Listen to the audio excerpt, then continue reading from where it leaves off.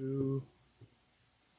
Hi, and welcome back to That's So Nova. Today we're going to be doing a tutorial for Ororosa's new pattern.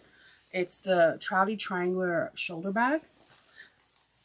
This bag is very fun and simplistic.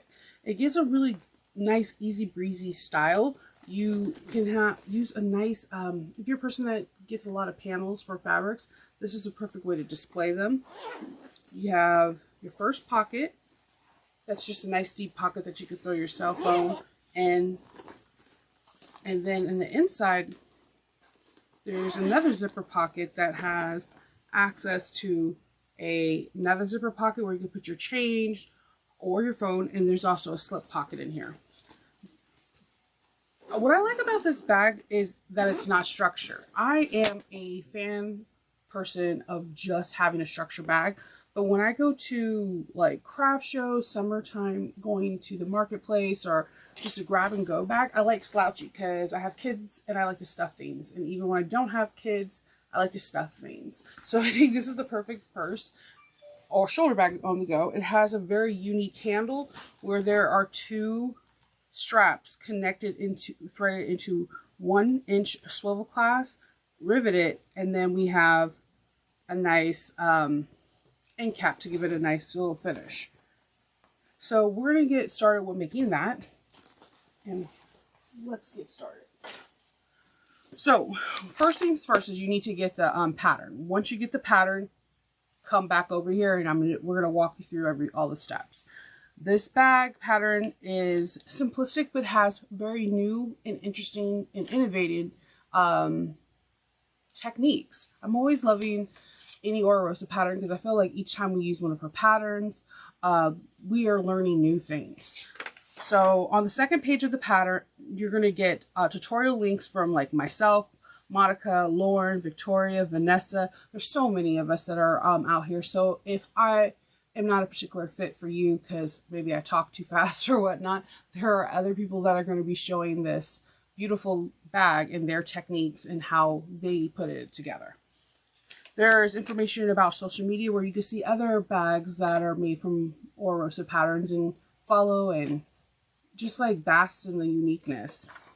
So for the supply list, we're going to need 2 1/2 D-rings, 2 1/2-inch D-rings, I apologize, 2 1-inch swivel clasps, 2 1-inch strap-in caps, 6 medium double cap rivets.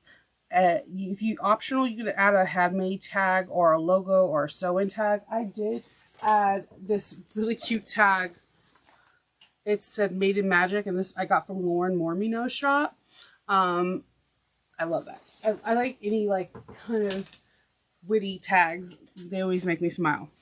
And then it gives you information about fabric requirements. If you want to use soft vinyl, faux leather, corks, what have you. I'm going to be using cork, and my main panels are actually going to be woven.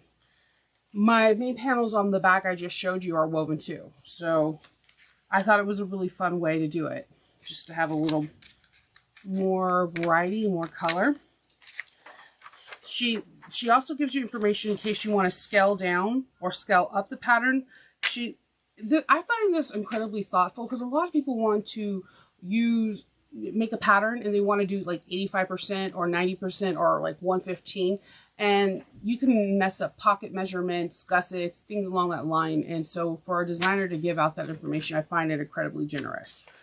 So this pattern is for adventurous intermediates. At first, when I first made the bag, I was like, yes, definitely intermediates. Now when I recut everything out, cutting out and preparation is key to this bag. If you cut it out and follow it direct on point, I believe a beginner can do this bag. The seam allowance is 3/8 of an inch. Top stitching is 1/8 of an inch, and same with basting. It does have some parts where we're going to go 5/8 of an inch. So on my table, you're going to see a white line. That's a 3/8 of an inch. Above it, actually, on the side of it is exactly 5/8, but just for sewing purposes, and so you can see the Sew Tights magnet is the 5/8 of an inch seam. I can't find my wasabi tape. All right, so the pattern anatomy is on page 6. What I'm going to be focusing right now is pattern piece A and B.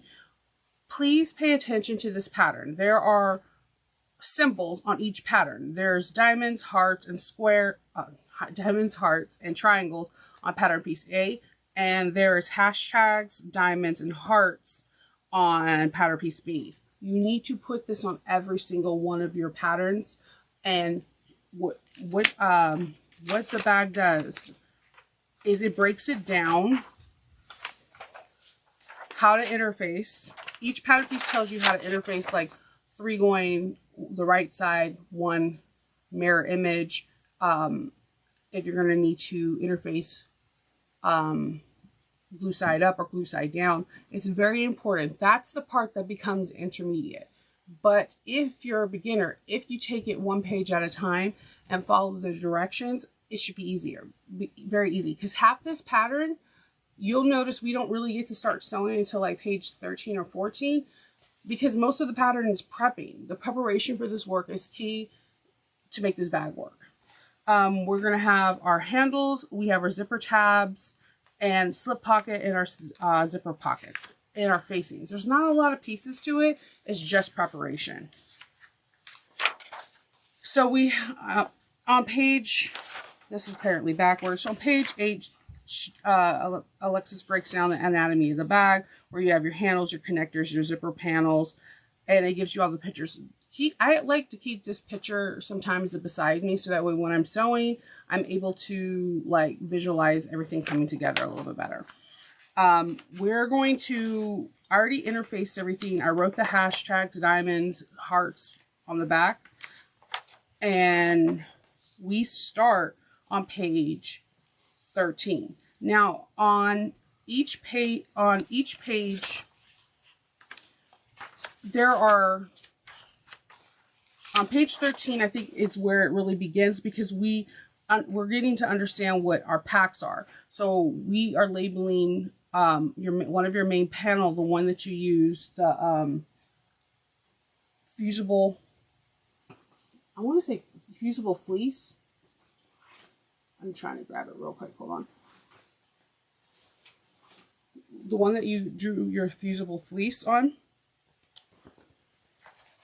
I wrote down piece 1 on here. You'll see that there's the heart, the triangle, and the diamond on here. But each one of my pieces, I went through the book, read every single one of the pages, and each pack I wrote piece 1, piece 2, and on the pencil on the wrong side of the fabric. So that way I'm able to connect and know where all my pieces are. So pattern pack 2 is going to have the all unique, I don't want to say triangle, it kind of look like a sling shape. Just put everything, there's 3 packs that you need to put together, and just make sure you put the symbols on the wrong side of the panels, and everything will just work out fine. We're going to break it down in packs when we start sewing. So even Alexis was like, woo, that's a lot of tedious work and labeling, but it will help immensely when we move forward, I promise. So we are going to grab our handles. I am going to sew off my scrap. If you know me, I like to test my pressure and my tension. We're going to sew our straps. I'm using Cork. I made one already. I'm going to show you how we're going to do it. First thing we're going to do is you're going to mark a line down the center. And we're going to then peel back, put some double-sided tape, peel it back, and then we're going to line it up, and leaving like 1/16 of an inch to 1/8 of an inch in between, so that way when it folds on itself, it's nice and flat and not as bulky.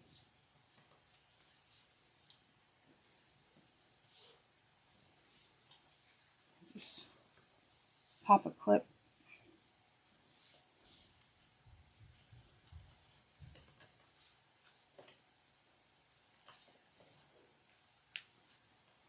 I'm using Cork fabric and cotton woven today.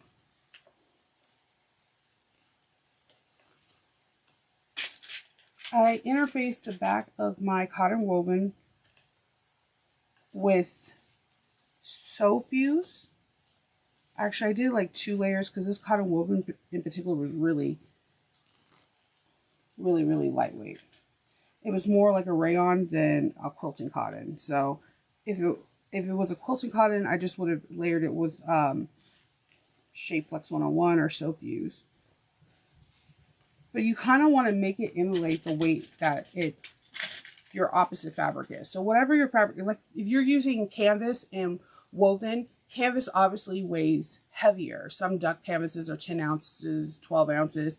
You want to make the lighter weight meet the secondary weight. So you can probably get away with like a sew fuse plus or 2 layers of woven sew fuse and go from there. So when we stitch our strap, we're only going to sew down one side, and that's the side with the opening. We're going to top stitch it at 1/8 of an inch.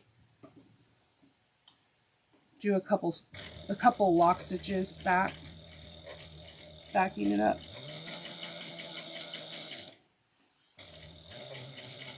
And I'm using a narrow zipper foot. I'm using a 100 and I think it's a size 16 needle. 110 size 16 needle.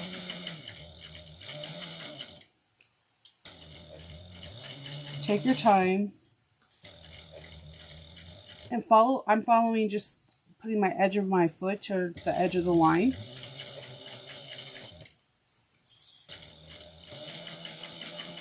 Just breathe. Like my shirt says, Darth Vader says. I'm using 40 weight polyester thread, Saba.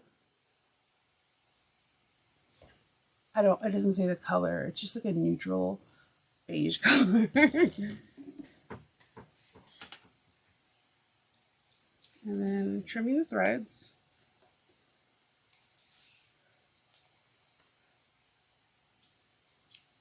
And then I'm going to grab Project Pack 2 and grab our zipper tabs. Not our zipper tabs, but our D-ring tags. Our D-ring straps. So I did one already. I'm going to show you how I do the other.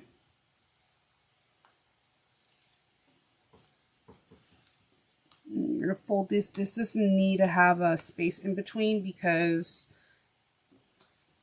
it doesn't need it, because you're not going to see it. It's going to fold over on itself. There is a nice piece of Decoville light in the center of it to help with stability. And we're just going to go 1/8 of an inch on either side. On both sides, actually. I apologize. I said either side.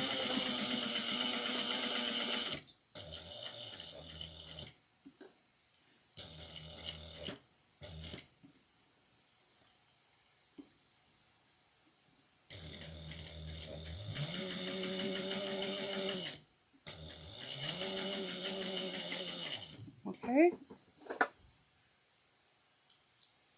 And we're trimming our threads. And I'm going to get the hardware. I'm still trying to debate. I have these really cute O-rings that I can use. But then I have these are exactly 1/2 inch, and I thought they would be cute too with this bag. And then I think I'm gonna do this. Yep. Normally they come 3/4 of an inch. So when I don't know where I got this 1/2 inch one, but I'm like, yeah, I want to use it for something. Well, we're going to be using it today. So we're just going to put these on our D-rings and clip. Then I'm going to stick these back into the Pancake Pack 2.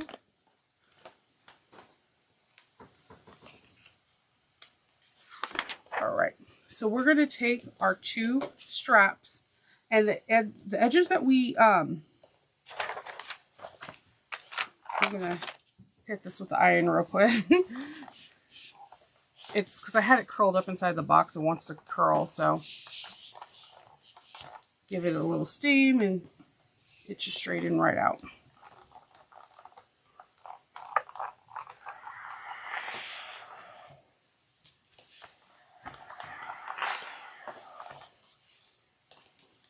All right, better. Okay, so we are going to need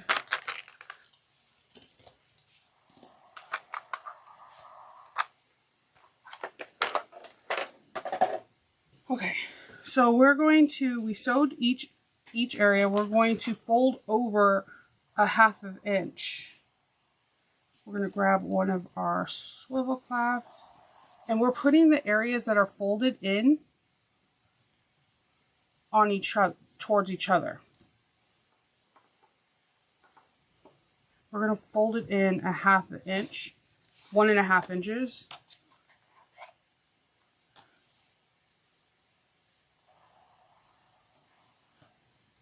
You know what? I'm sorry, I should have told you to put the strap in first. I have a love-hate relationship with these little bags. I love them because it holds all the tiny hardware. But I have the hardest time opening them sometimes.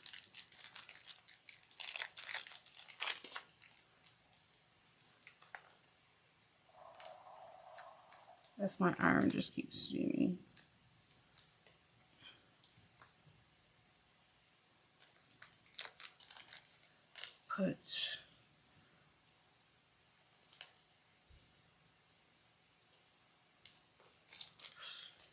Taking out the screw. So I'm going to stick one in and grab my little screwdriver and screw this in.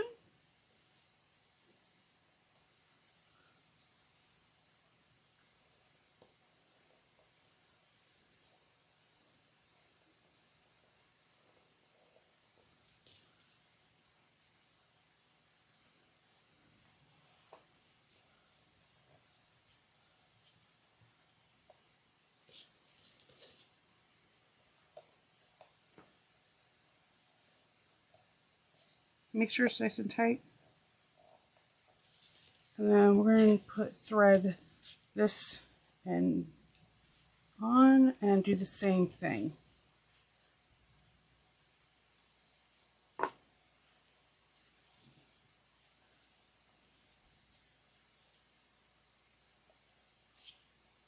I think this is really a creative strap and it's something nice to have in your drawer when you're trying to put together a bag and you need a unique touch. It's super original and very clever. And I'm about all unique things.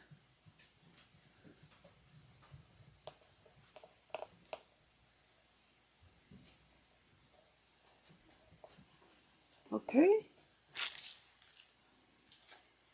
All right. So we're now going to fold this over 1.5 inches on itself. Measure it out.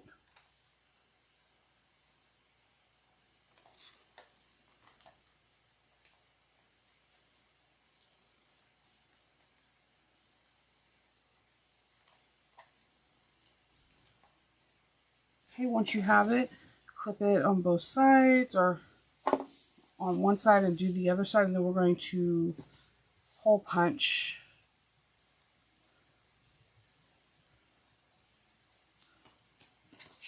these in.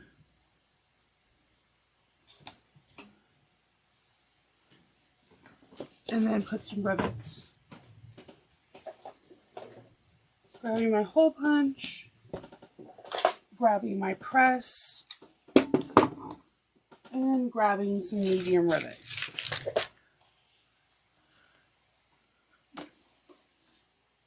Okay, each rivet should be about at 5/8 of an inch. So I'm just going to grab my ruler, measure down 5/8 of an inch.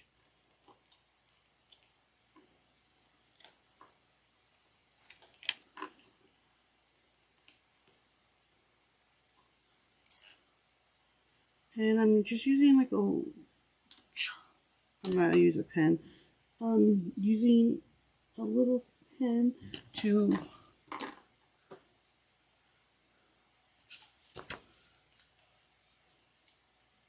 get the placements of my holes.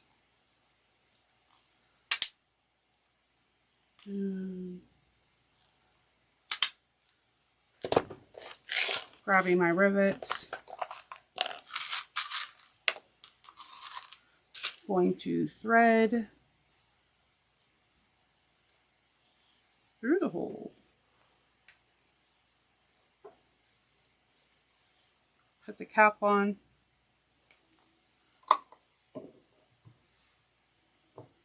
Set. And do the same thing.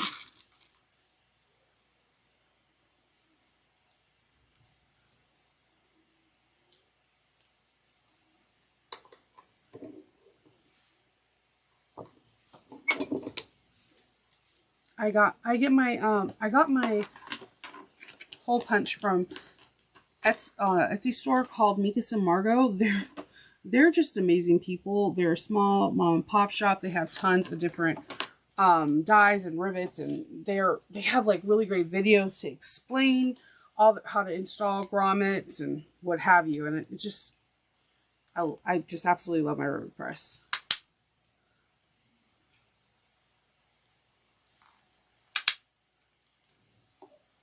Okay, put this away. Grab a couple of rivets. I'm gonna thread these through. And I'm using the medium rivets from Emmaline Bags. I don't know, I really love her rivets. When you press them like together, they click in place. And I never had a bent post or any of the horrors that you can get from a not good quality rivet. All right. So we're finished with that. We have a cute little strap. This is really cute. All right, so we're going to put this aside. And let's get this sewing started. I feel like this bag comes together relatively quickly once you have all your stuff, all your things prepped. So we're going to get Project Packed 1.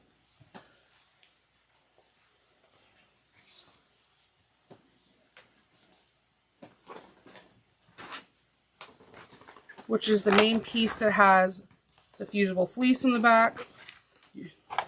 A 15-inch. I put all my projects in each one of the bags, so that way it's easy for me to collect the stuff. Because if you watch any of my videos, you know I'm notoriously bad at missing a piece. So, trying something different here. We're going to take our zipper facing, and we're going to put 13-inch tape, piece of double-sided tape, down in between the middle. We're going to remove that. And we're going to line it up with the middle. I have placed a pin right here so you can see.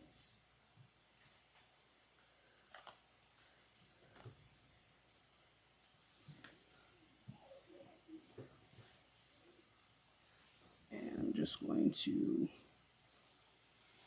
I thought the tape is really genius because if this is like vinyl or cork, you can't stick a pin in something and I don't know, just hold it really well. So I have my center, and what we're going to do from there is we're going to draw. We want to make sure that this is exactly 3/4 of an inch away from each side first. Yep. Then we're going to draw a 14-inch box. And we're going to go up. Our box is going to be 14 inches long by 7/8 of an inch wide, which I drew right here. We're going to top stitch this now in place following that line. When I know I'm going to have like tighter corners, I like to move it down depending on what you're working with. When I'm working with a woven, I will do a top stitch of 2 or 2.5. So I'm doing that. If this is going to be vinyl, I would stick to a 3 or 3.5 because you don't want your vinyl to perforate.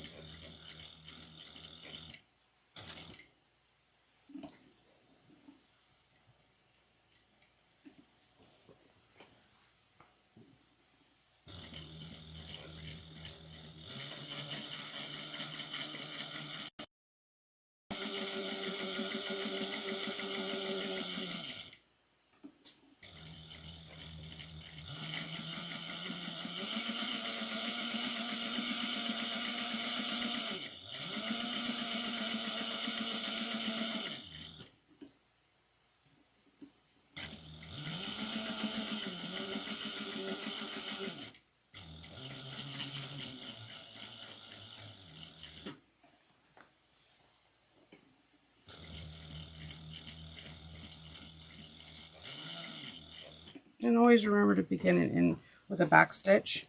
Cut off tails. So in this box that we just sewn, we're going to now cut the box out, but leaving 1/8 of an inch around. Now you can draw 1/8 of an inch if you wish. Like you could just take it and go around, or you can eyeball it like I'm about to do. Do not cut any of your stitches. Just leave like a 1/8 of an inch.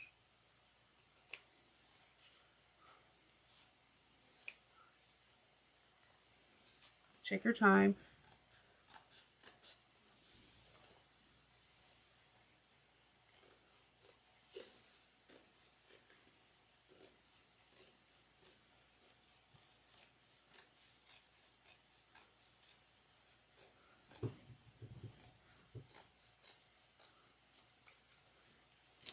Okay.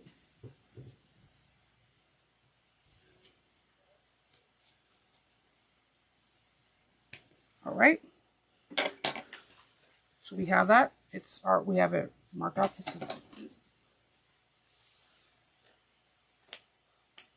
All right, so we have that marked off. I'm going to move this over. We're going to now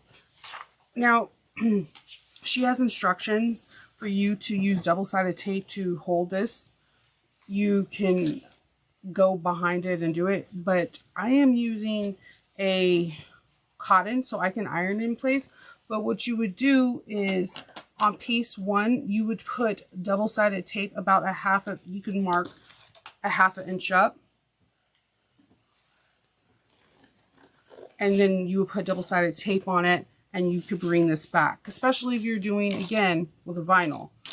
But if you're using cotton woven like I am right now, you can kind of just steam it in place.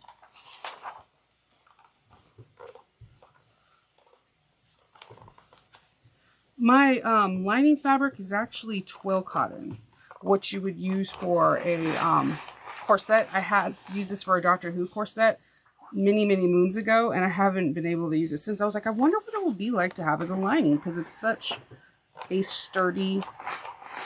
I didn't have enough to make another corset, so it's called coutil. It's similar to like a twill cotton.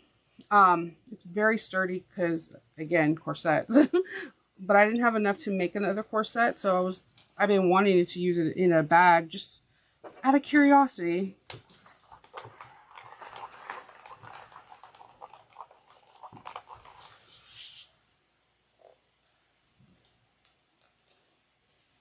And I'm just going to go to the front and make sure all the brown is out of the way. Hit it with some steam. And my front fabric is a fabric from Spain. It's from Mood Fabrics. but I thought it was really pretty. All right. So once we have that, we're going to grab pattern piece 2, which this one says on the back is P2. On pattern piece 2,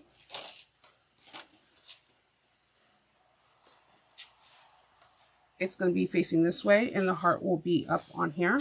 Let me move some of this away. We're going to draw a 5/8 of an inch line and cut it off. This is on page, it's figure number 37, page 21. So where the heart is, we're going to draw a 5/8 of an inch.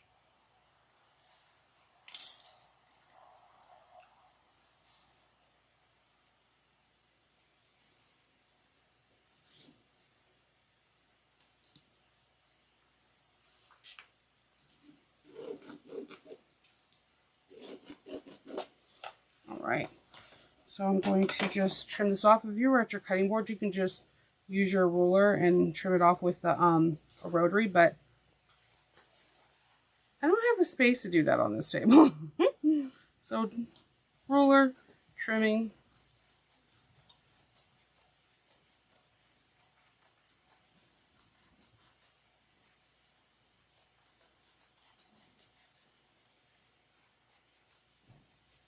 You're probably like, Nova, why didn't you interface your,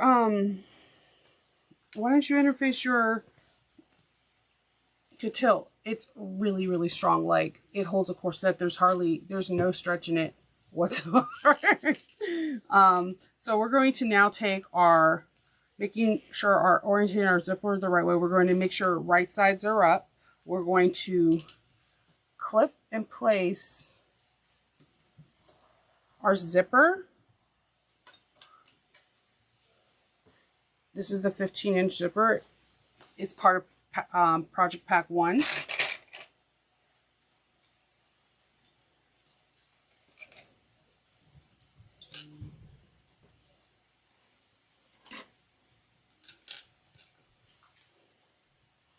Okay, and we're going to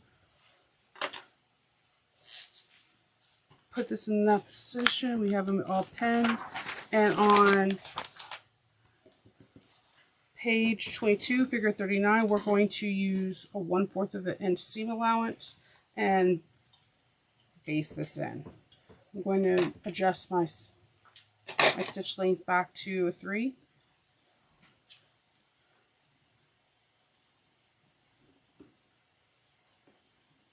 And I always back stitch.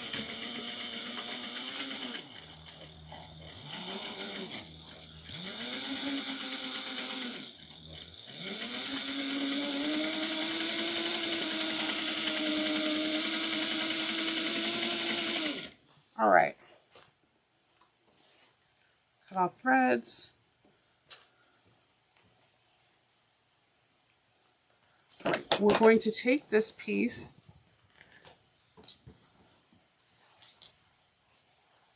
and we are going to fold it back. I'm going to move this over here real quick. I move this piece over here. We're going to fold it back the 1/4 of an inch. And I'm going to, you would finger press this in place if it's vinyl or waterproof canvas, or you can, if you're using cotton like I am, you can just iron it real quick, hit it with some steam. And we're going to do 1/4 of an inch all the way down.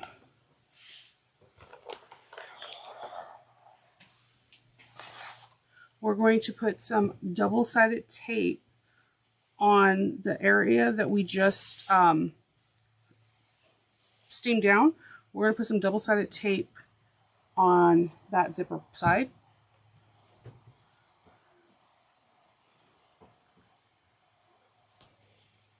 Not all the way down, just on the zipper.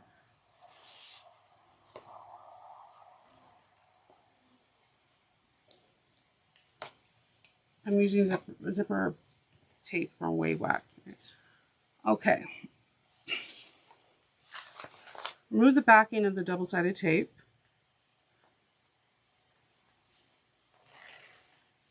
And we're going to position this under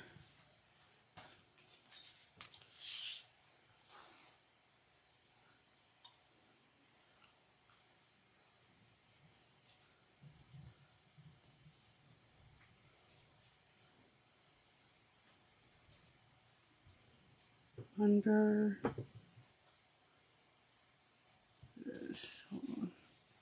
Just trying to make sure I have it. My double-sided tape wants to stick to my fingernails. My fingernail polish, it always takes it off.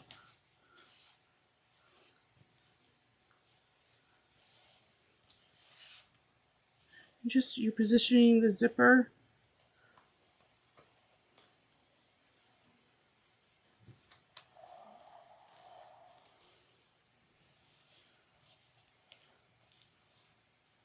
All right, so from here, we're going to top stitch this at 1/8 of an inch up and then going down.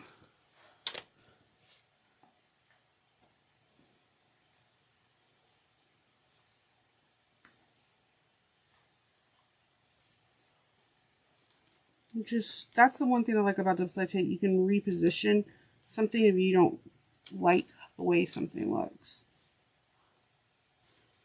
All right, I always back stitch at the beginning and end. I'm going to move this magnet.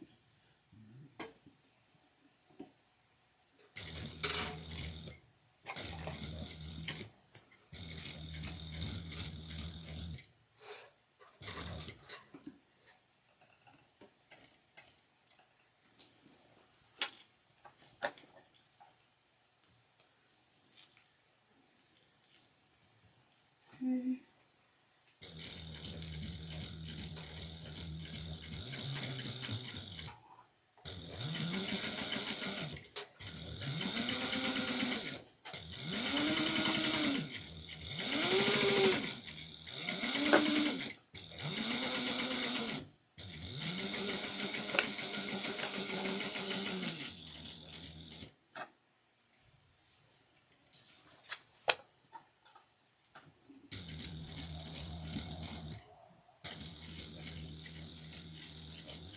Okay. Turn that off. Maybe these. Okay, so then after that on page 23 on figure 1, we're going to take our other fabric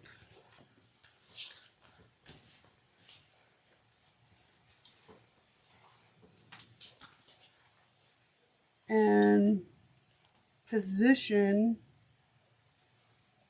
this on, matching the ends, because remember the tops of the lining are cut off on purpose, and you'll see why when we're doing the final steps of the bag. It helps with bulk tremendously. We're going to clip this, and we're going to now base at 1/8 of an inch the zipper. And let's see.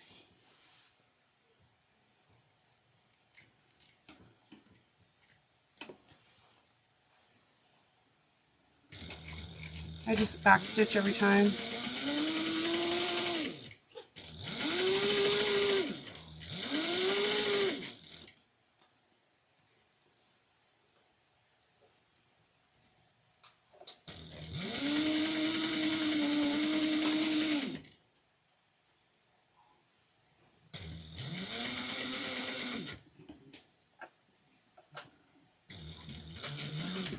Okay.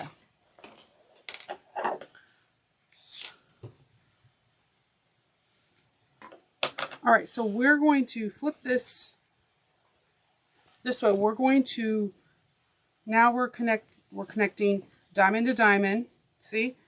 Triangle to triangle. We're going to stitch a 5/8 of an inch seam allowance, not touching the main panel, just the lining, a 5/8 of an inch. So for me, like I said, below this line is 3/8, above it's 5/8. I'm using 1/4 of an inch paper zipper tape. the tape itself I do not like, so I use it to mark my places on where I need to sew. I know it's weird, but I do appreciate that I was able to repurpose it.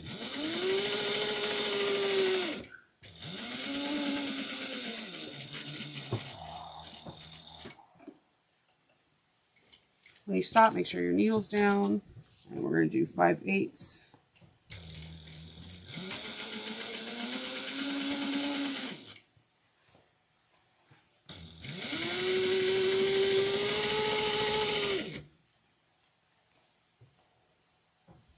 All the way down to the bottom.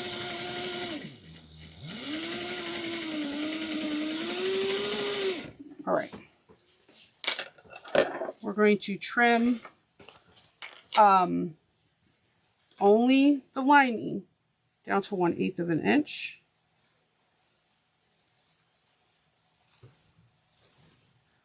I know you're right now saying, hey Nova, there's like little holes on the very top and bottom. Trust the process. I promise you, it all works itself out. I did the same thing. I was like, wait, hold on. It works out.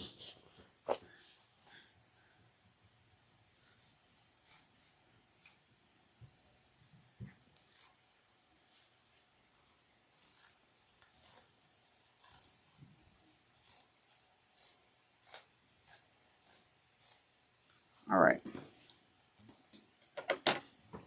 So we have that. We have our zipper pocket.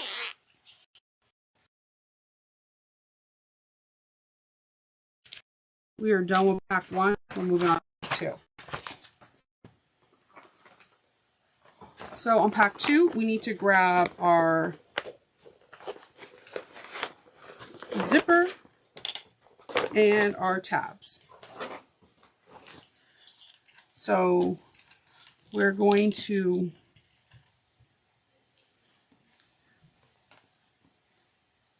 place zipper tabs right side together.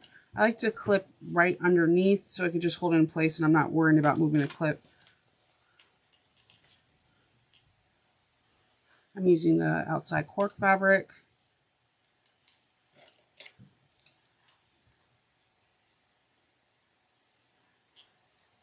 All right, and we're going to use our seam allowance of 3/8 of an inch.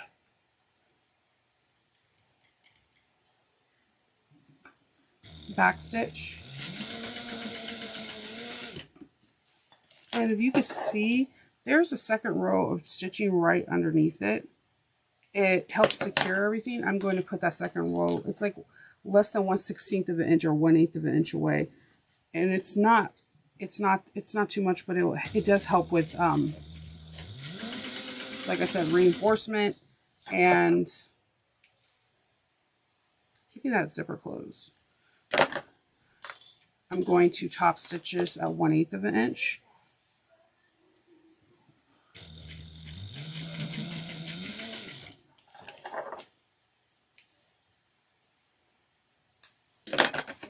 Okay, we're going to do the same thing on this side.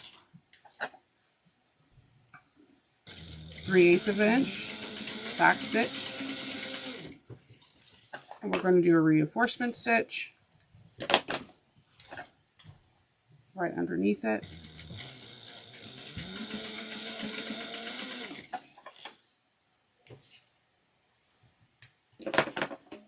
Take our clips off. Do a top stitch of 1/8 of an inch.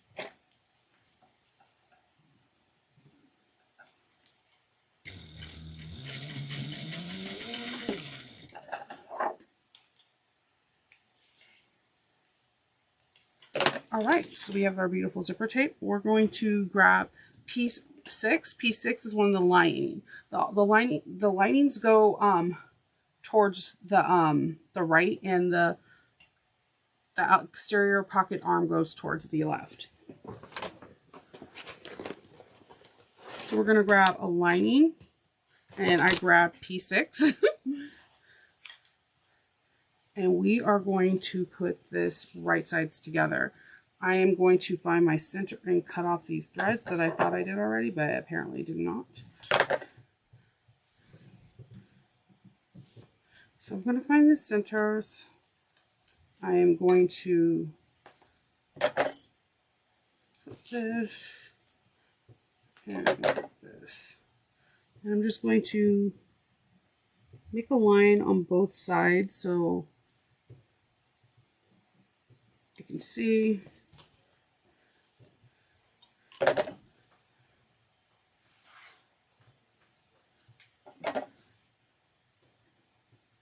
And I'm just going to do a small V-snip so I can find my centers. You're going to want to make sure it closes to the right if you want the zipper to go down, or close to the left if you want the zipper to go up. I made the mistake of doing it the other direction. I like it, but for the sake of tutorials, I'm going to close it to the right.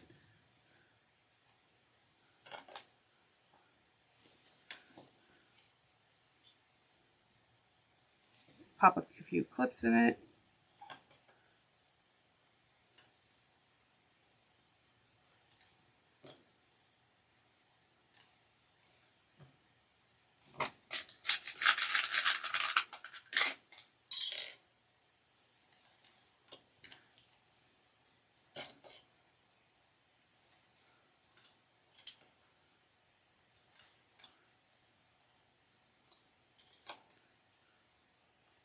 All right, so we're going to put this on at, base this on from 1/8 of an inch.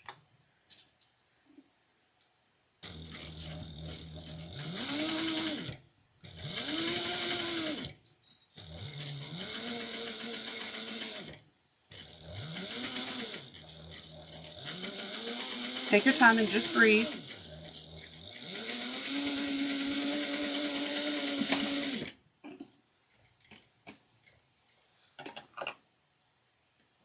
Trim your threads. And then we're going to grab pattern piece number 4, which is an exterior piece. Here's 4. And I am going to find my centers. And put a small little baby snip in there. And place the centers. And I'm going to clip. I'm using a zipper foot, so I'm not too worried about my zipper pull. But if you are, which that is perfectly normal, just make sure you stop when you get to that pull and you move your zipper, have your needle down and move your zipper position. And then you should be okay from there.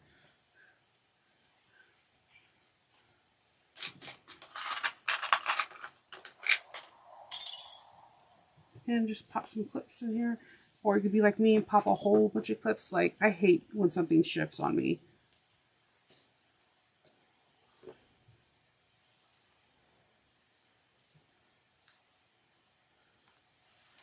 All right. So let's do this at 1/4 of an inch.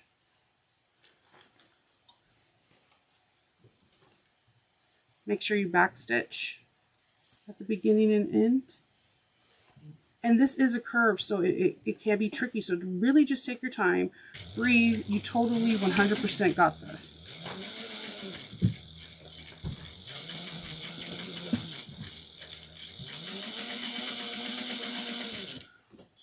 See, right here is where I'm at the zipper pull. You can have your zipper down and then just move it. Keep it going.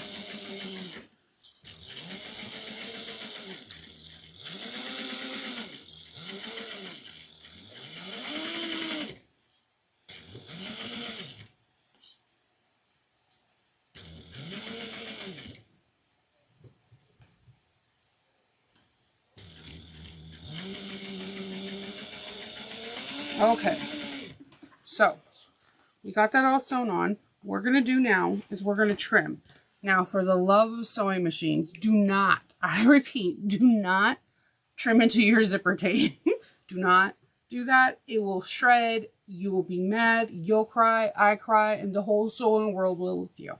So when we trim, we're only trimming. We're only going to trim where the our tabs are. So we're going to trim that down to 1/8 of an inch. Oh, you know what? I apologize. I said 1/4 of an inch. I need to go back on this because we were supposed to sew it at 3/8 of an inch. My bad. I completely messed that up. So let me sew that at 3/8 of an inch real quick.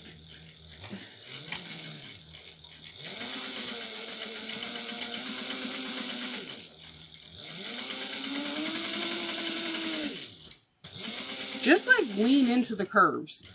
Like if you drive like a regular motorcycle, if you drive it back, you know how like when you're like on your handles and you kind of lean into the curves, just do the same thing. And then you'll be like, whoa, it's so easy. And I'll be like, right?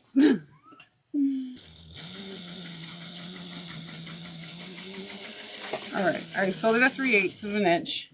Now we're going to just extra row of stitching that wasn't needed, but it's all good. Okay, we're going to snip into the zipper tabs at 1/8 of an inch. So we'll be cutting that 1/4 of an inch off, but only to the zipper tabs. I repeat again, please do not cut your tape. Do not cut your tape.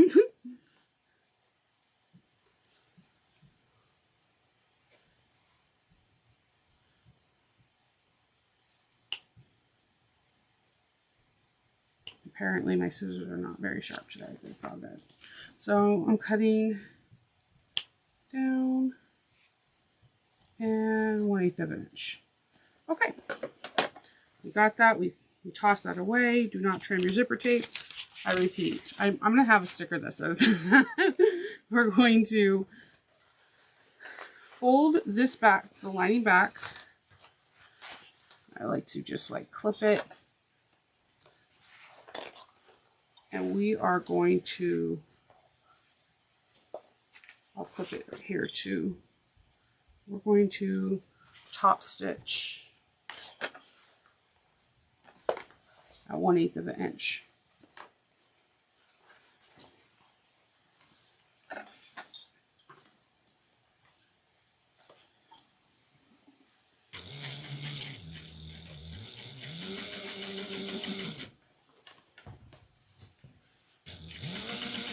The reason why I clip it, it keeps it nice and taut so that it's not like trying to fold over to the other side.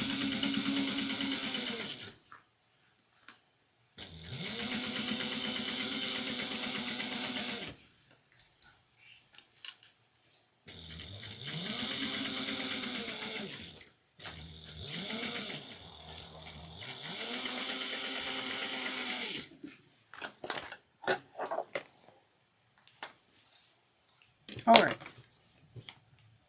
we have one side down. We're going to grab pattern pieces 4 and 7. We're going to do the same thing.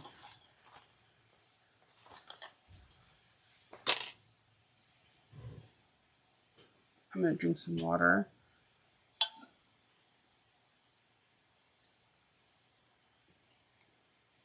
Well, no, I'm sorry, I don't have water. I have mixed iced tea and blueberry lemonade together. Yes. We're going to do the same thing. We're going to find our centers.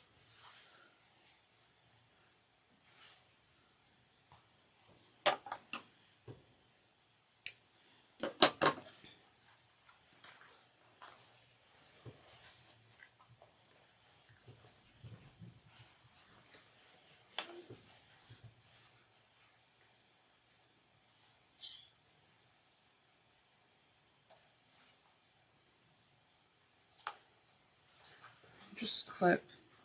If you're using all cotton or woven, you can pin. I've seen people use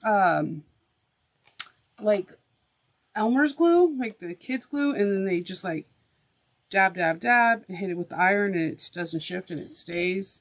I think that's pretty cool.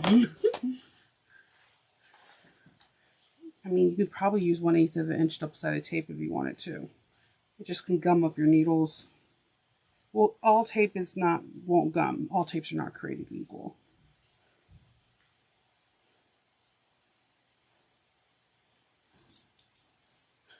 Okay, we're gonna base this on at 1/8 of an inch.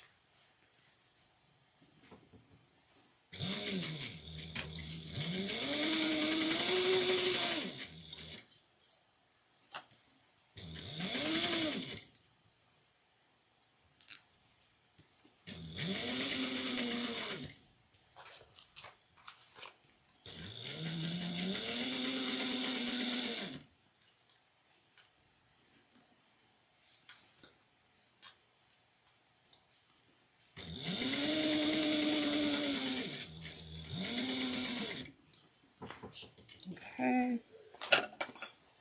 and now we're going to put the main panel piece in. Finer centers. I think that's like the best sewing tip ever, is to just find your centers.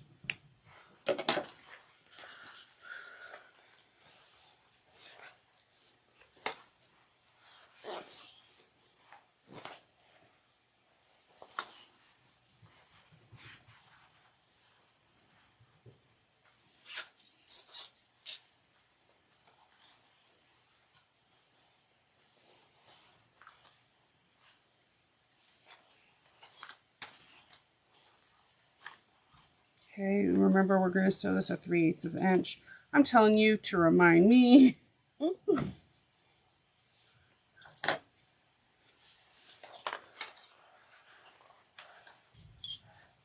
My best suggestion on here is to follow exactly the prep work, and also if you want, put a post-it or write in pencil or something else that won't bleed into your fabric, that or won't erase with a heat erasable pen.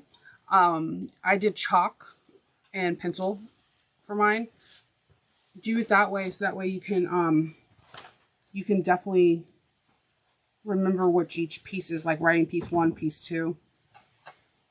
3/8 of an inch back stitch at the beginning and end. I'm at a 3.5 stitch length.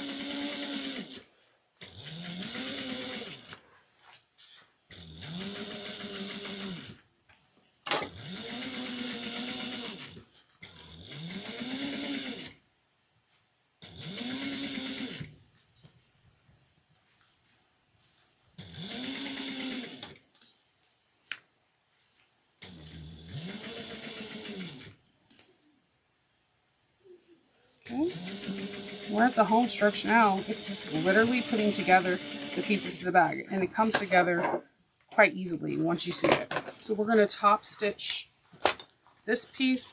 I'm going to do the same thing. I'm going to grab a couple, cut my threads. I don't know what it is I would need. Like, I feel like I always cut them, but then there's always like a mystery piece with like 18 threads, and you're like, okay, apparently it didn't.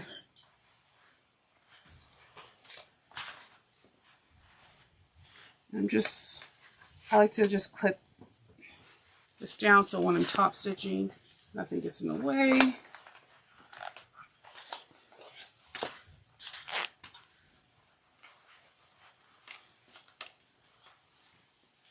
You can hit it with your iron, and it makes no excuse because I'm being super lazy and my iron's not even like 12 inches away from me. I just really am excited about how this comes together. It's like a puzzle, like a sewing puzzle. Like,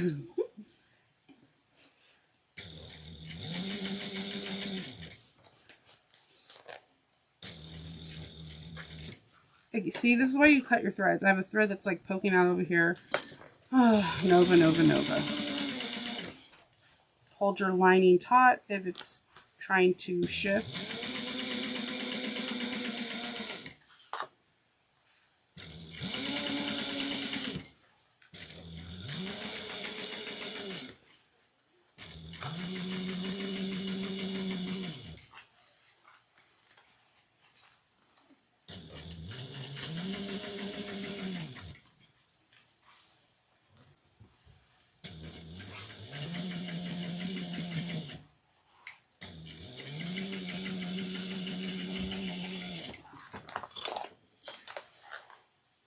Okay, so I top stitched it. And it looks super weird. Okay, so there's, she says it reminds her of a skatefish. She says in the pattern. I think it reminds me of an eel. Like, I don't know. Just, it's in the water and you want to go touch it. No? Okay. So now we're going to grab our straps and we're going to make a mark at 3/4. We're going to leave a 3/4 of an inch out and do not trim it, cut it, none of that. We're just going to leave it out. We're going to be, it'll be helpful later when we're riveting. We're going to stick it right at the edge, leave a 3/4 of an inch tail.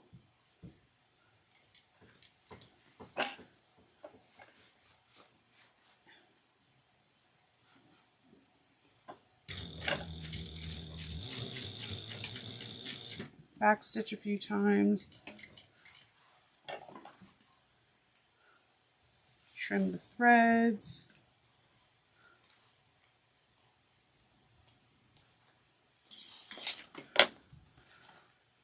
And we're going to do the same thing on this side. Draw a 3/4 of an inch tail out. I'm just using my chalk pencil.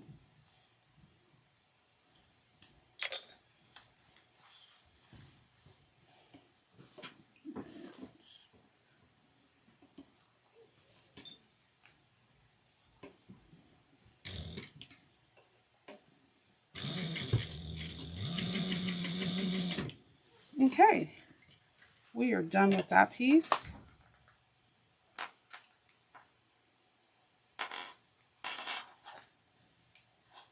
Trimming my threads. And we're going to take this and put it on the side, and we're grabbing Project Pack 3, which is the last pack. We are first going to do, we're going to grab piece 8, and I wrote, this is piece 9, piece 8, piece 8. Put this on the side. We're going to grab piece 8, and we're going to make a slip pocket.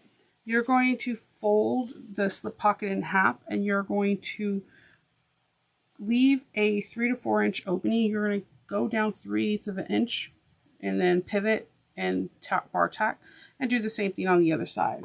From there, we're going to trim it down to 1/8 of an inch.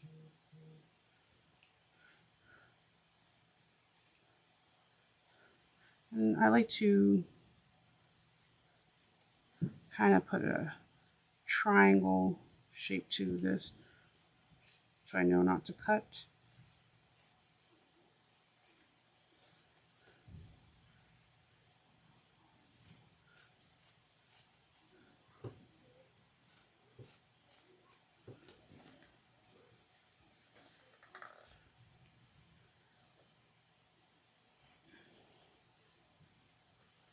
Okay.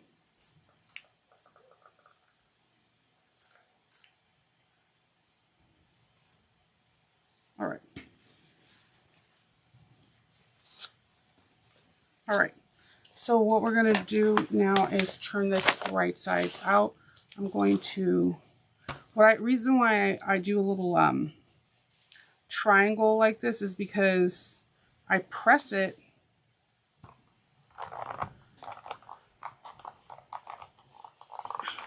and I'm going to press it on this side so that way it makes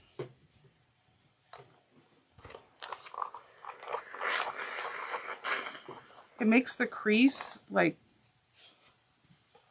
easier to fold when you're trying to top stitch. And I'm just going to take this, bring it through this hole.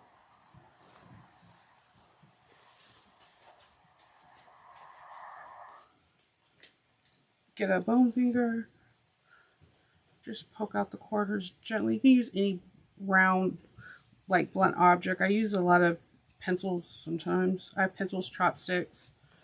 you name it. I just try to have a tool everywhere anywhere I'm sewing at. And because we pressed it, this easily wants to go in on itself. And I'm going to hit it with some steam again.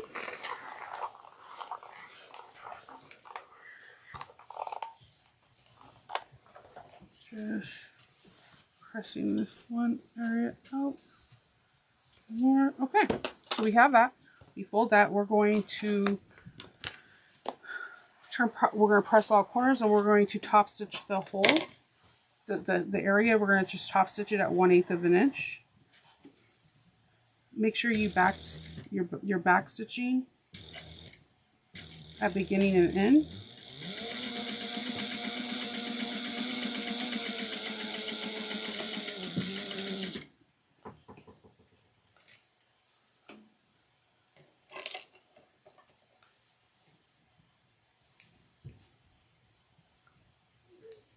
Okay,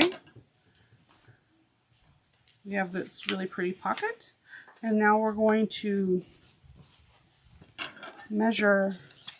We want to put the 2-inch grid ruler down. Align a 2-inch.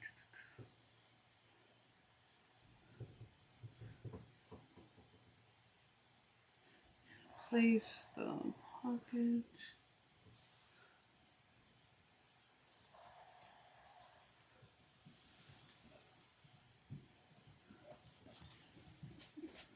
Second.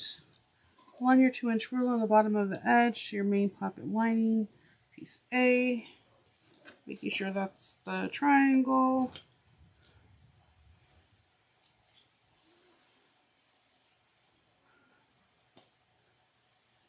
And 2 inches.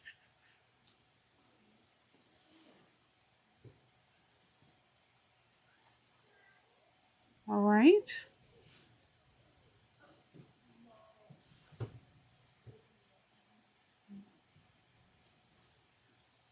I'm one of those people that would take forever and a day to measure something. 2 inches away. All right. And now we're going to top stitch this pocket down. What I like to do is I like to start at an angle and back tack. Place my needle down and back stitch to the top and go forward. That's just because if this is going to be area that you're going to put your cell phone in, you want to make sure it's reinforced.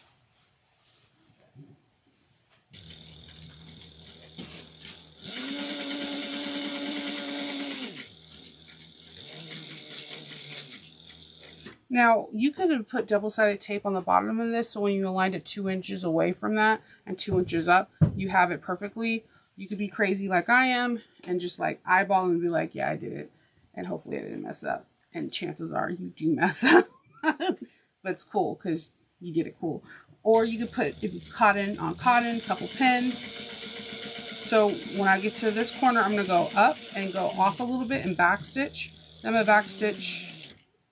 Put my needle down and do a little corner stitching. It just is something I do to all my pockets. I don't know why. Just, I've had pockets like rip and it just drives me batty. Okay. All right, so that's one pocket done, and now we're gonna do the zipper pocket. I'm really excited to show you the zipper pocket because I've never done a zipper pocket this way before. And anytime I can learn how to cut corners or whatever, I'm all about that. All right, so we're going to have right sides up. We're going to measure this 6 inches from the bottom. Can you pass me that Creative Grid ruler right there? It's by on top of the rivets. Like right there. It has an orange lighter right above it. Mm-hmm. I have like lighters everywhere, and I didn't know you could refill them. And Kendall showed me how to do it the other day. Yeah, how to do it last month, and I'm like mind blown because I was just throwing them away. I had no idea you could refill them. It wasn't my finest moment, but so I'm going to measure 6 inches up.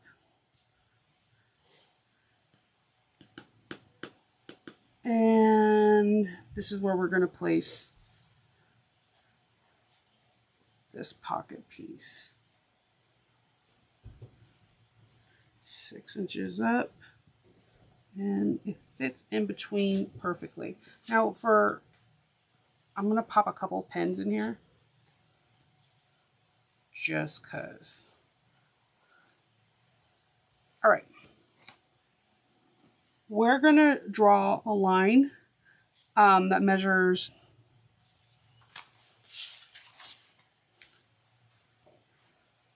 we're going to draw a line 1 inch above below this placket,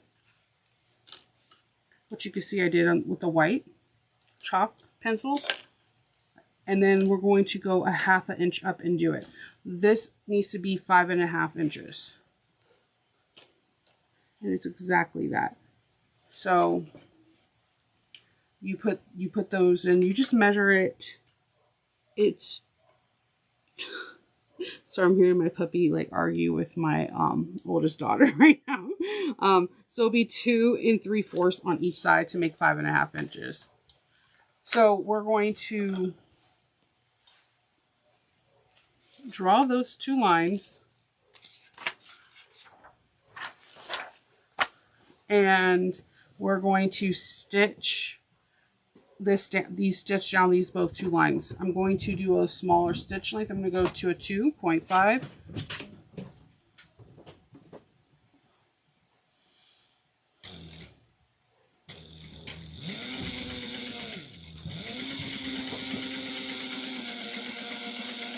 He's a baby. He's half Great Dane and half Cane Corso, and he's ginormous. He was like 130 pounds, right?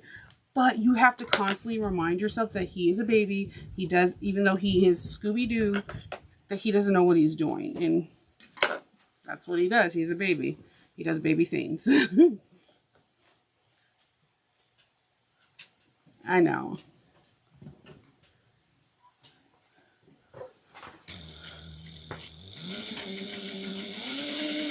So we're going to draw, I've never done this before, so I had to read this like 2 times, but I'm not going to lie, after I did this, the first test bag a few days ago, I've been doing all my pockets like this. This is pretty genius. All right. So we're going to like do a reverse, we're going to do a V. I'm just going to draw it out and like chalk. It's easier this way. Take the 2 pins off.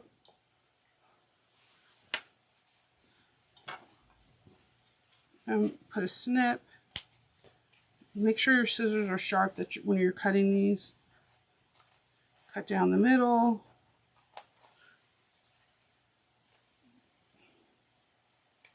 Do the V. Do the V. Oops, that's just thread. This is why you have to remove threads, Nova. And do a V.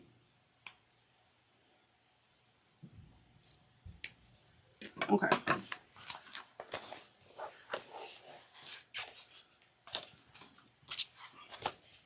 We're going to hit this with some steam. And then what I like to do is I like to press going the way it's going to fold in. Do the same thing on the other side.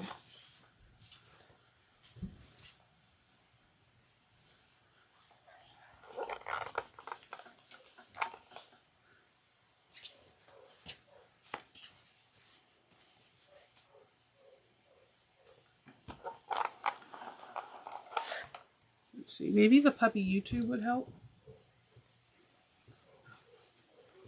He's just he's fussy right now. And I'm going to then press this.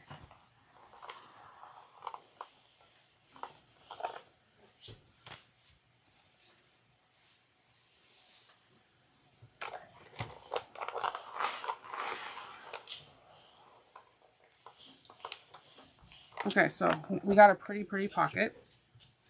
And I can actually turn this off and have space. And we're going to go on page... We're on the home stretch. I promise you're going to be like, what? After we do this, we're just like literally putting it together.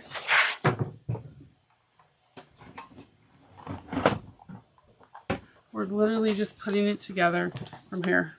It's all like sweaty from the steam. Okay. So we have our double-sided tape on our zipper. We have our zipper closing to the left.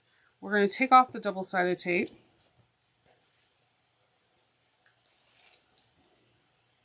And you're going to have your longer zipper pocket be on the top and the shorter one on the bottom so they can all line up.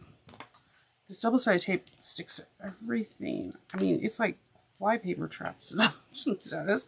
We're going to line these up. How I like to line them is I like to try to find the center on each edge first. And then kind of press down. Bada bing, bada boom, you're done. All right. So that's how it looks so far. And then we're going to, this is the part that's super weird. Okay. Especially for Orosa, because Orosa, we always get pull out your strings, tie them off, all that stuff. And you do it and you have like a beautiful pocket. No complaints. So we are actually going to sew the top of the pocket first, not your finger, not your finger. Okay. I already had some injuries this week. So we're going to top stitch the top of the pocket, do 1 or 2 stitches back stitch.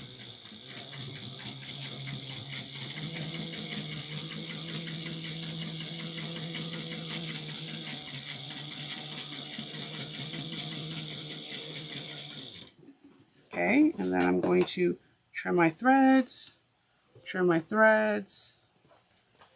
in the back. All right, then we're going to lift everything up and top stitch the bottom.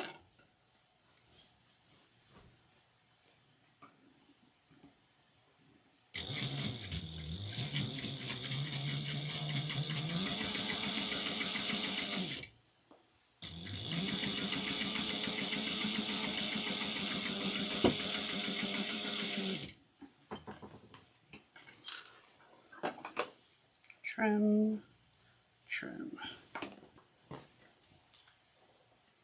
trim, and we're trimming. So, okay, notice that we didn't do sides because we're going to do sides right now. We're going to sew down these little triangle bits, back stitch, and we're going to then sew down the pocket, sew the pocket lining pieces together.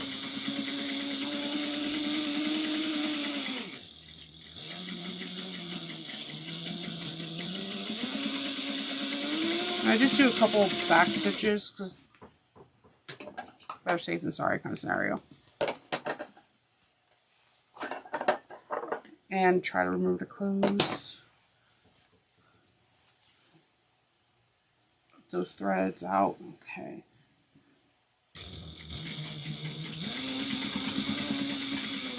And we're just going to go to that triangle again. Back stitch a couple times over that for good measure. And trimming threads. We're literally, that is the fastest pocket ever. It's all enclosed. Everything's, the zipper's not coming off. It looks really clean and I like the way it looks. All right, so now it's time to get everything started. We're going to grab a pattern piece 8 and 9.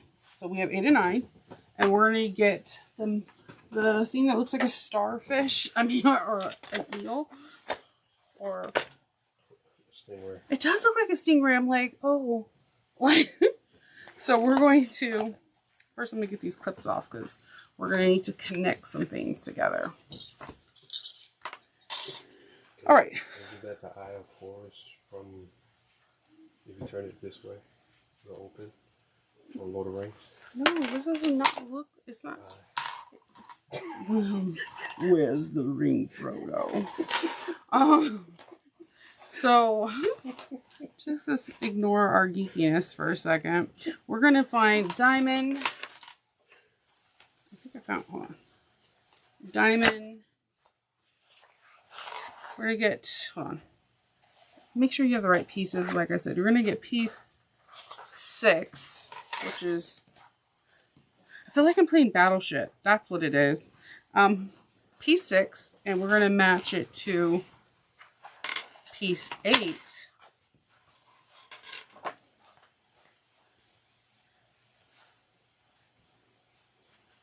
Diamond to diamond. No. Hold on.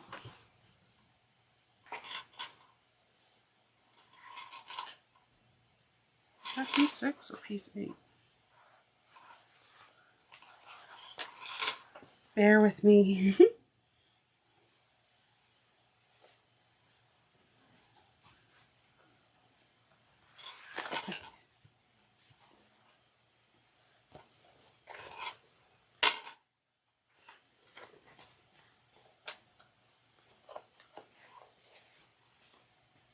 Alright, so hold on. Diamond to diamond. All right.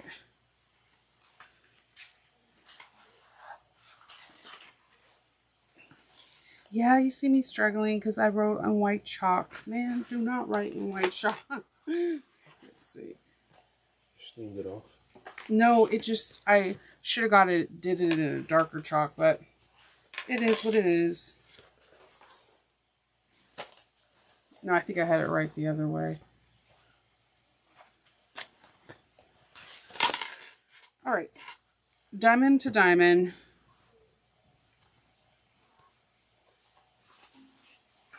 Each side up. I'm sorry for the confusion. Just make sure you have the right pieces matching. It isn't as difficult as I just made it seem. I promise you. It's just my little ADD brain working in overdrive.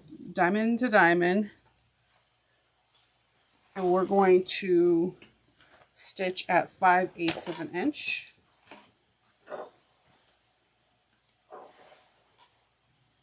Make sure you back stitch in the beginning and in the end.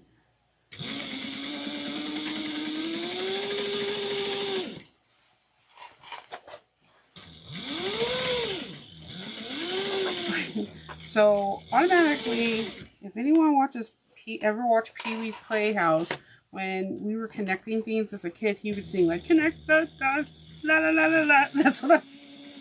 That's literally what I'm thinking right now. Yep, and I remember that. All right, so we're going to cut this down to 1/8 of an inch. Trimming is really important in here.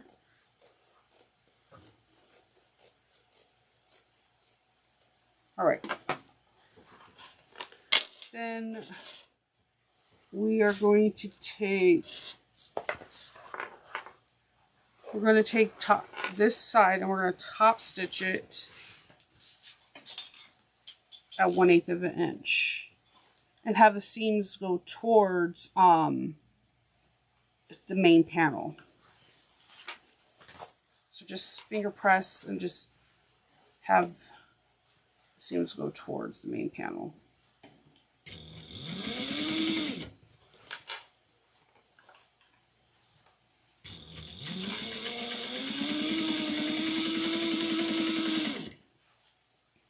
I'm just moving, ensuring the top stitching.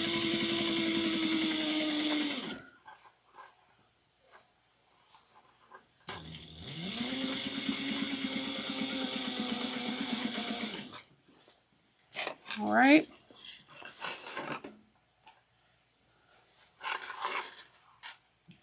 All right, then we're going to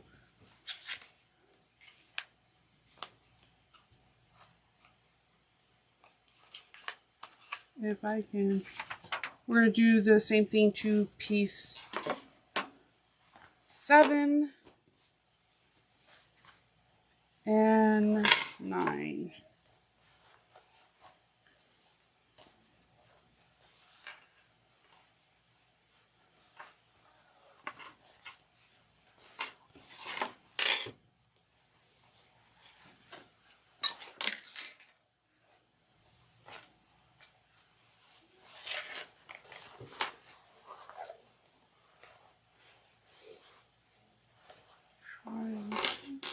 Diamond, diamond. And maybe if you actually draw the diamond to not look like the triangle, that would help too. Just insider tip right there. 5/8 of an inch.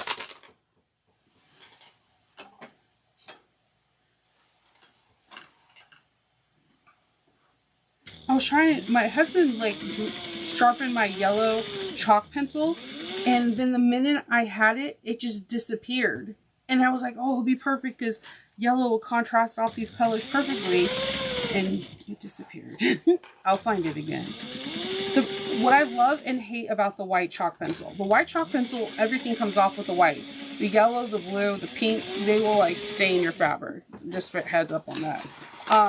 But the white chalk fabric, because it works so well, it rubs off extremely fast.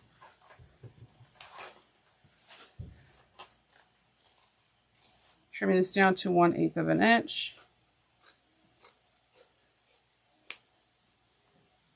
And you don't want to use a heat erasable pen, then you're just going to be all kinds of frustrated. We're going to do the same thing. We're going to take the seam and press it towards the main fabric. And I'm going to move this ruler out of the way because it's just going to like go flat.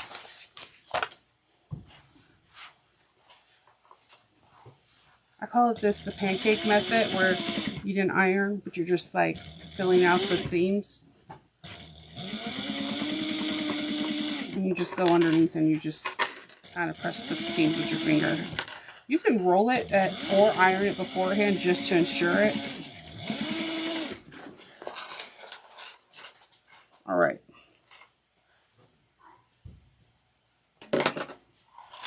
So we have an array of different pattern pieces right here. A lot of stuff. So we're going to now, because this is,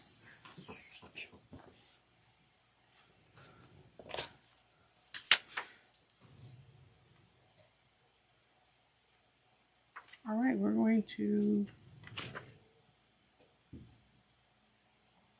that's piece 10. We haven't put piece 10 on yet.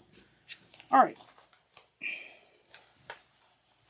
We have it all looking like this. We have the pocket out.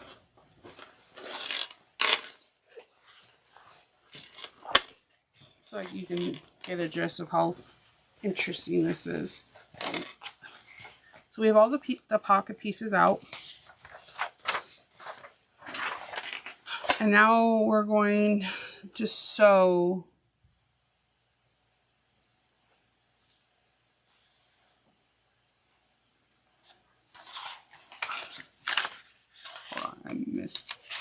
all right, so double check all your pieces are attached as like the picture.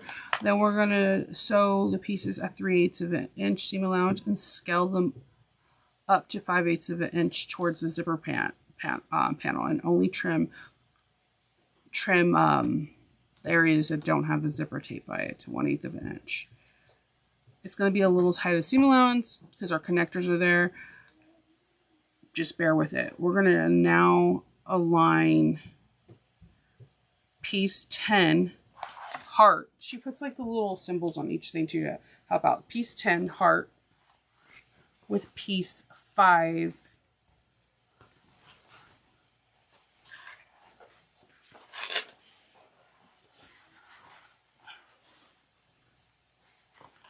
let me say this is piece 5.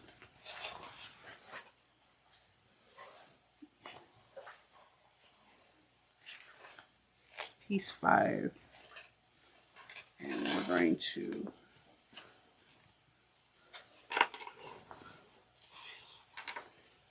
heart. That looks like an S. It's all good. It's heart. You found the yellow one after. I'm almost done. Doesn't help me now, does it, buddy?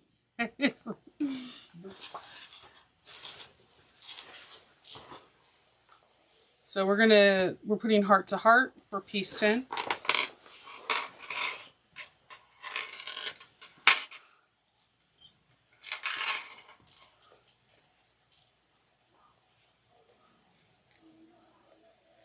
So we're going to start off at 3/8 of an inch on this one at the top, and then scale up to 5/8 of an inch. It's because that area over here by the this area over here by the strap connectors, where she says trim, do not trim your tape, but trim is narrow. It's super narrow.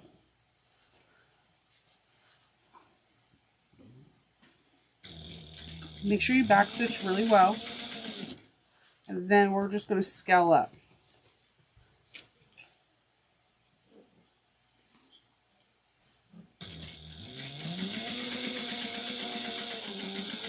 To 5/8 of an inch.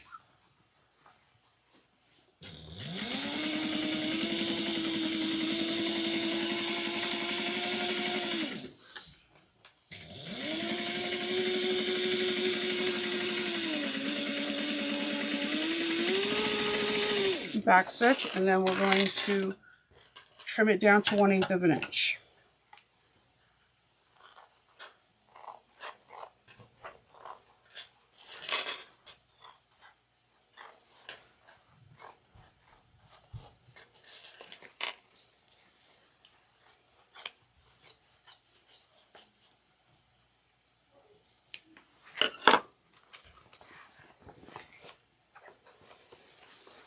You could top stitch this while it's open too, if you wish. I'm contemplating it. Then I'm going to grab heart to heart.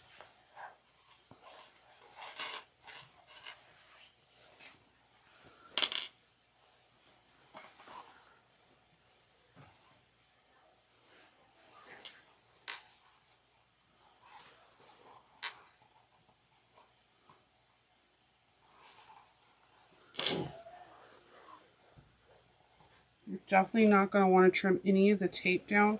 You're going to have to trim the 1/8 of an inch above the tape, but just not where the tape is. You don't want to have tape fraying.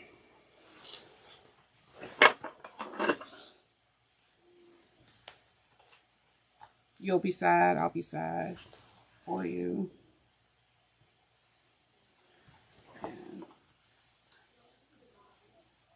Starting off at 3/8 of an inch, and then we're tapering to 5/8. Or not tapering, we're increasing. Make sure you back stitch beginning and end. This is actually, no, we're going to stay at 3/8 of an inch because I'm sorry, it's the zipper one. It's on this side.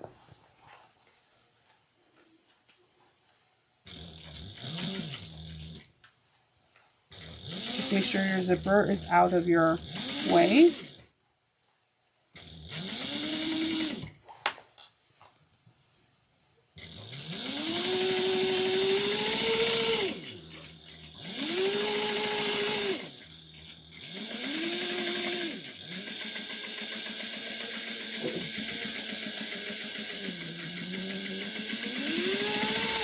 All right. So we're going to trim where there's no zipper tape. Once it hits that zipper tape, do not trim.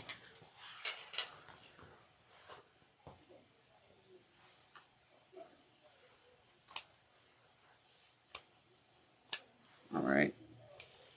Okay, so I'm gonna top stitch this both sides. I like the look of top stitching. That's just, again, personal preference. I'm putting the seam towards the main panel, cork panel.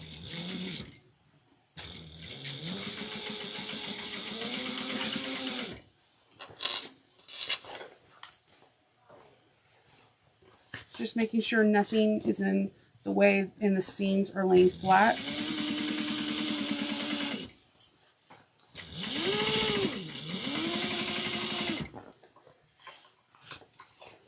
Making sure everything's out of the way.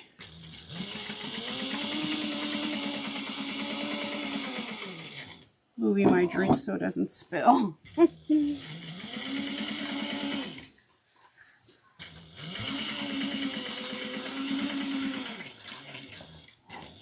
And top stitching this and having that little bit of extra gives it a little bit more security. And I think I'm going to do that for this too, because once we start sewing these things together, I'm just smacking around this hardware like it's nobody's. Just here you go. Don't worry, you'll be fine. I just like the way top stitching looks. Sometimes I don't.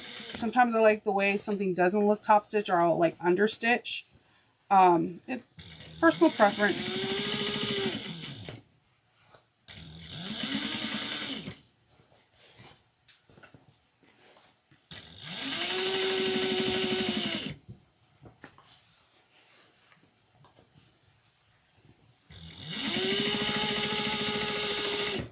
Making sure that no lining's caught underneath.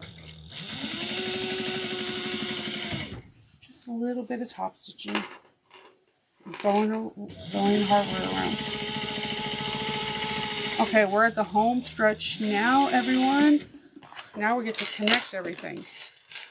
Okay, so we're looking like this right now, and we're about to start connecting everything.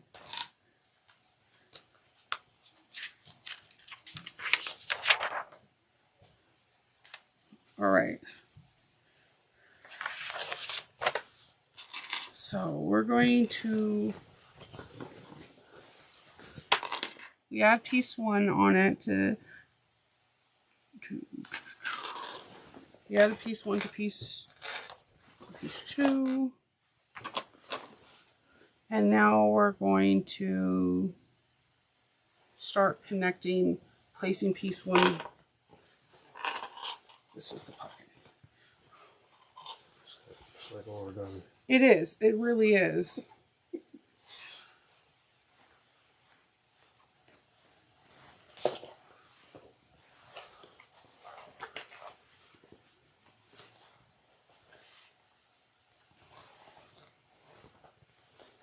Diamond to diamond.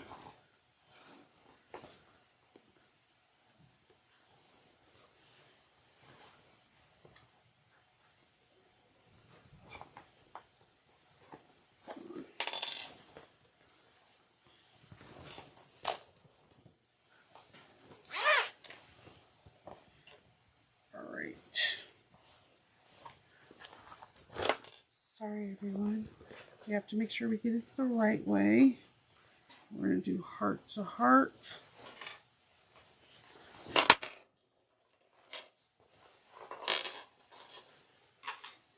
Heart to heart.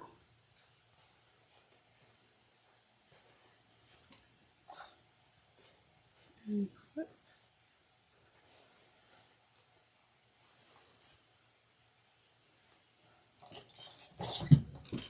5/8 of an inch, remember?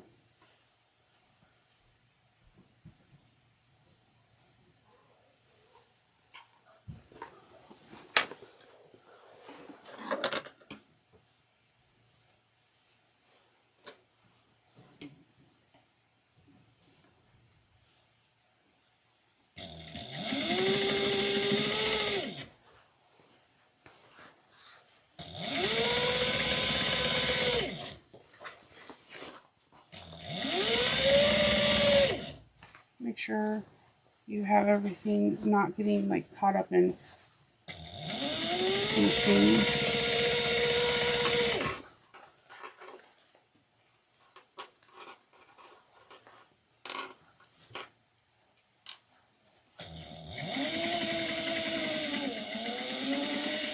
Back stitch,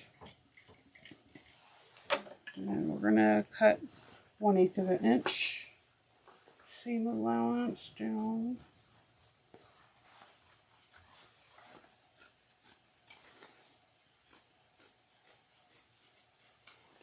Okay.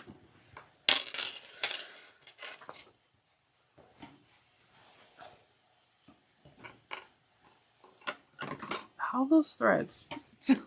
All those threads. And we're going to do now diamond to diamond. I mean, triangle to triangle. I need to stop saying diamond to diamond.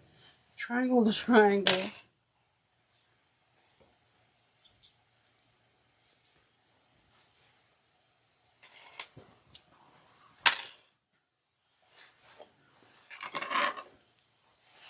I believe.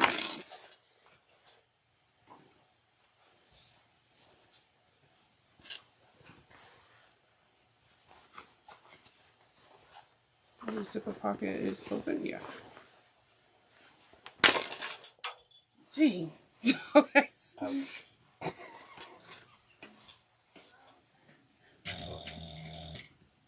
Back stitch.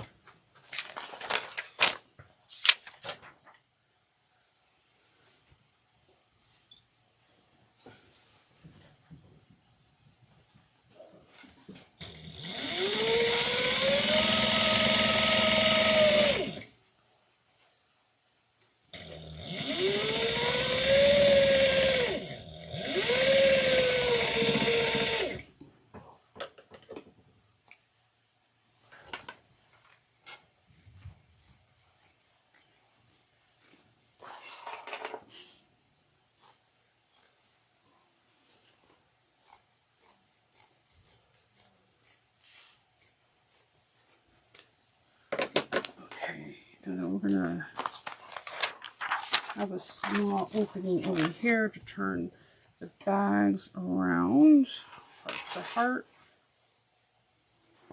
So I'm going to leave an opening so we can birth the bag. It'll be an easy birth because the bag is really light. And then we're gonna do the exterior pieces together. So you're gonna start off at 5/8 of an inch. Back stitch. And I'm gonna go down. You want like a 4 to 5 inch birthing hole.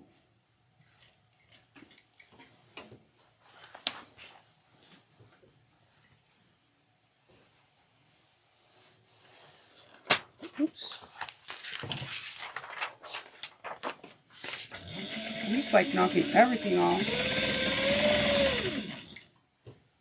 And you trim down the area to 1/8 of an inch except where the birthing hole is. Because you don't want to mess everything up. You just did. Because it'll be hard to close.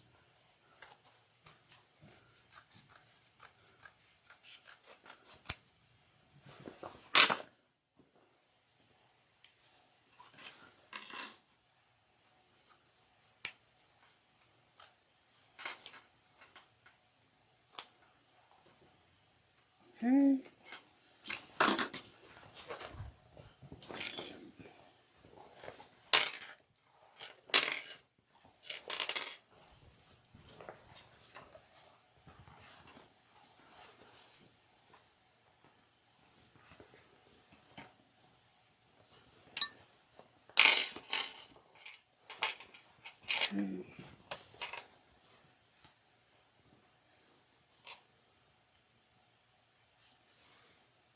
And I'm putting diamond to diamond. Putting some clips and slamming hardware. Apparently that's what I do. Be careful around your hardware. You don't want to like break a needle because you sewed over it. So just be you know, a little cognizant. Don't slam things around like I'm doing.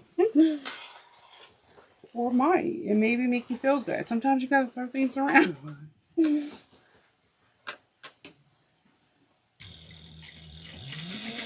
So around where the zipper area is, you start at 3/8 of an inch, and then you increase your seam allowance to 5/8.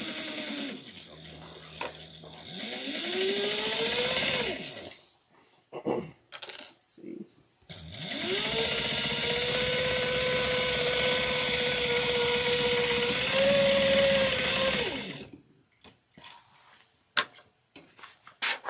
Just putting this right here. Cut down to 1/8 of an inch seam allowance.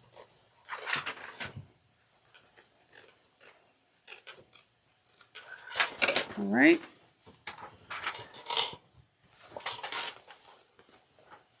Triangle to triangle.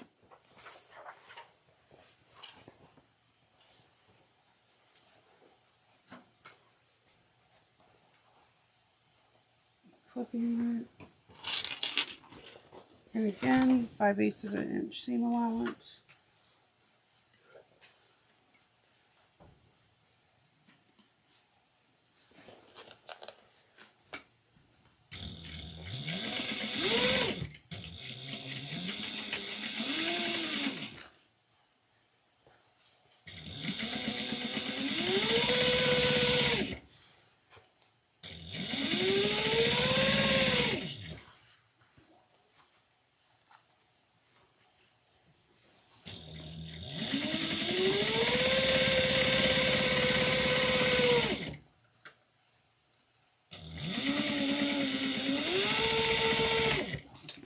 And get your back stitching. Then I'm going to trim to 1/8 of an inch.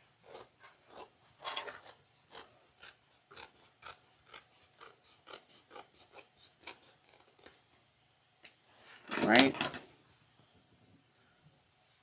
And this is the last side. It has the hardware. Diamond to diamond.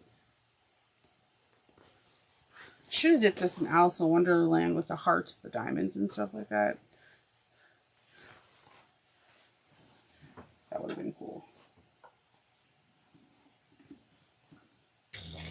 Make sure you back stitch in the beginning and end, and then use your seam allowance of 5/8 of an inch.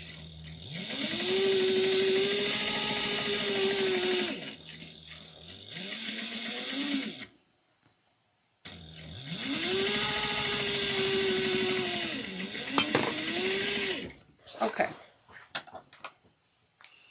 Trim this to 1/8 of an inch.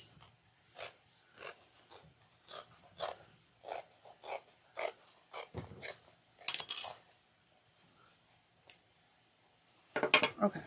Do not trim these little tabs because we're going to rivet them so that can give it extra security. Okay, so find your birthing hole. And you're going to just start turning out the bag. Like I said, because it's so soft, you could probably just birth this into pocket if you really want to. It just depends on what fabric you're using. Some vinyls are a little bit sticky, so it would help to have a little wider hole.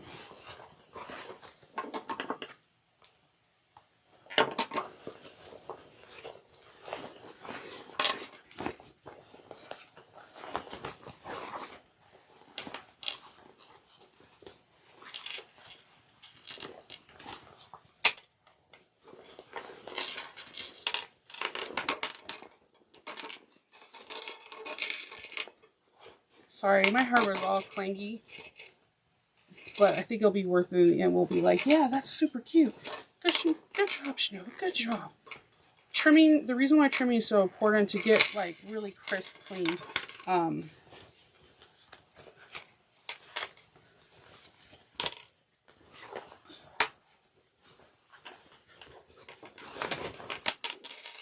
really crisp, clean little corners. You need to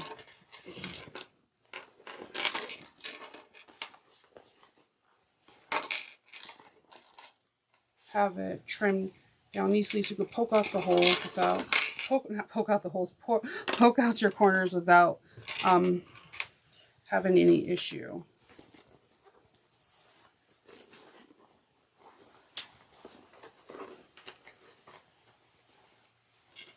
And I'm actually going to poke this one out, wrong side out, because I could see it didn't catch all, one side, trying to see the side, didn't catch the lining. Here, okay. And that's the great thing about having, again, a bigger hole, because you could just re-poke out a corner or what have you and fix the situation. Nobody's perfect. Everybody makes sewing mistakes, especially me. All right, so trimming those threads, re-poking it. Yeah, that's better.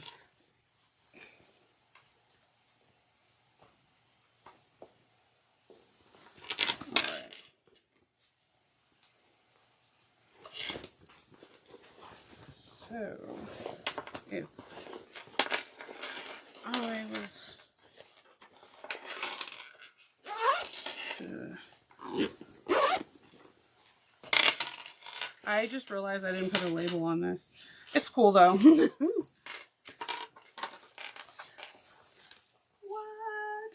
This is super gonna be cute. Okay, let's close up these pockets and then I'm gonna try to see if I can get this area over here a little bit more round.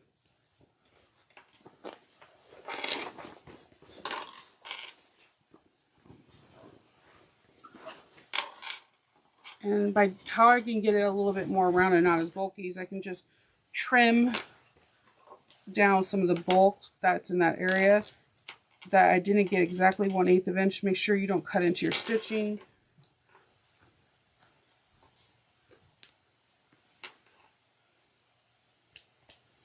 And just a little bit of trimming sometimes helps. Don't do too much where you're like, oh man, I have to do something drastic to make this look better. We all been there, so. All right, I'm going to close up this hole.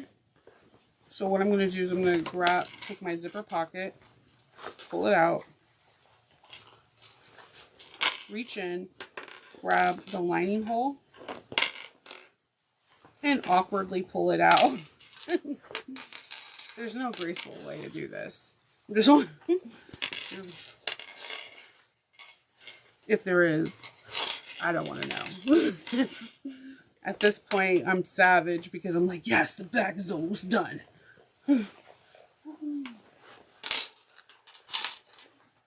All right.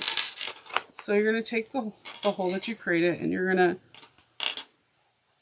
pop you could pop some clips in it or whatever you feel is easier. I just like to put a clip on the beginning and end so I know how like taut I need to hold it.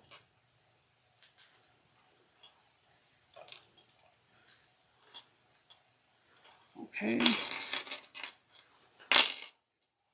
And we're going to sew this up with a 5/8 of an inch seam allowance.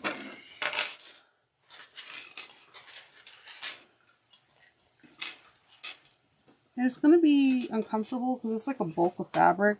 So you're just going to have to wiggle and maneuver around it. And make sure your threads are held so they don't get pulled away like mine's just did.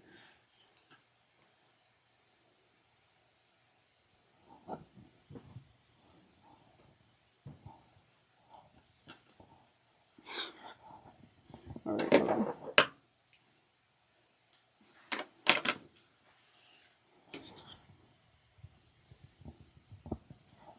All right.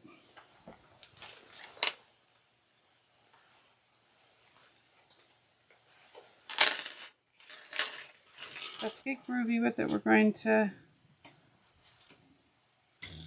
hold our tail threads, back stitch really well at the beginning and end, and just sew at 5/8 of an inch.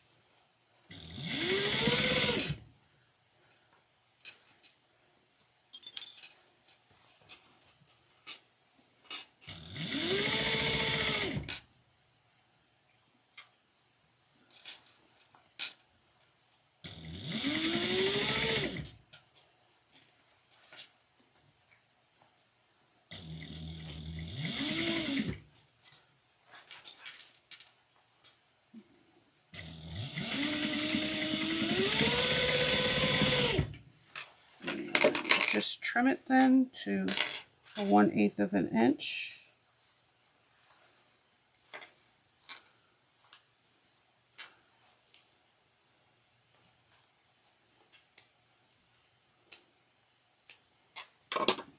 And we're going to stuff that back in and just close up the pocket too.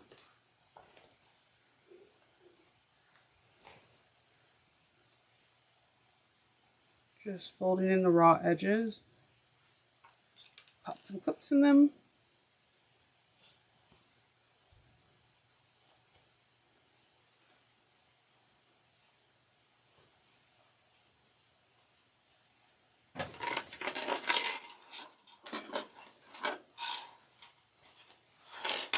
And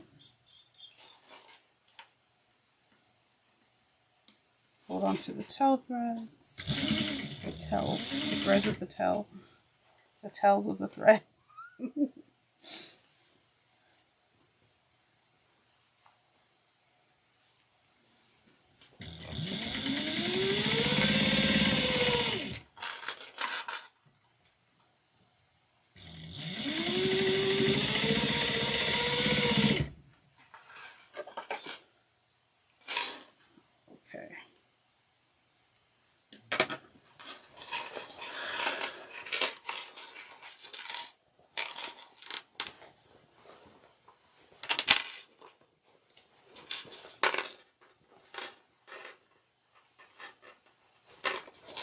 Alright, we're gonna stuff the purse insides back in with the pocket lay flat, zip it,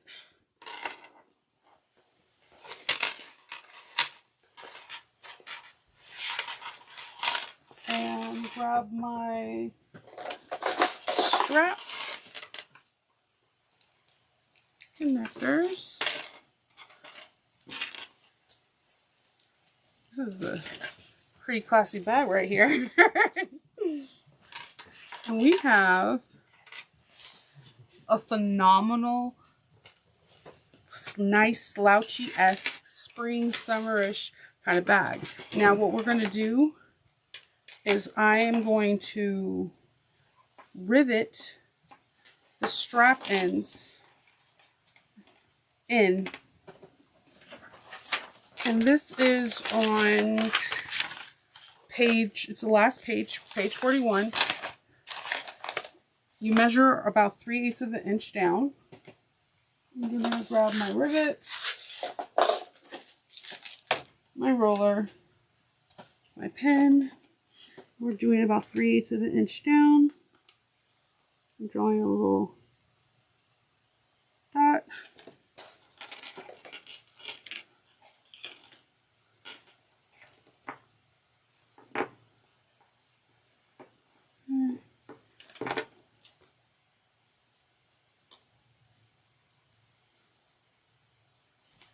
This is our last step.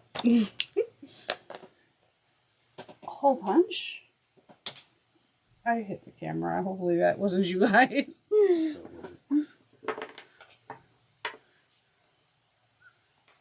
Okay. I need to trim all the threads over here.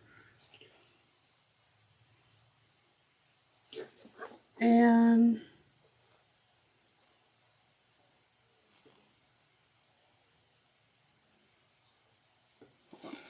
I'm trying to make sure everything aligns.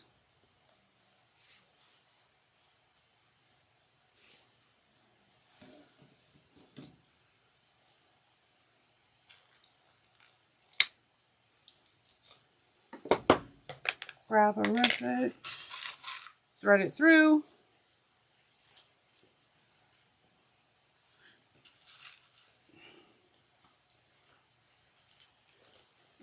that's one side, and then I'm going to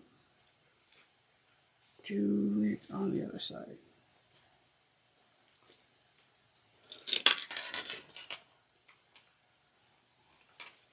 I'm just like repositioning the to make sure that the material's exactly where I want it when I place the rivet.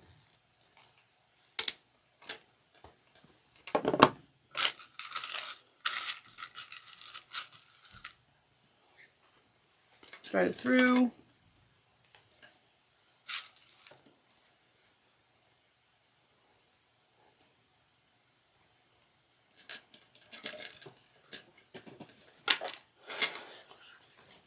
Oh, my cap fell off. All right, and then I'm going to position this. Press it down.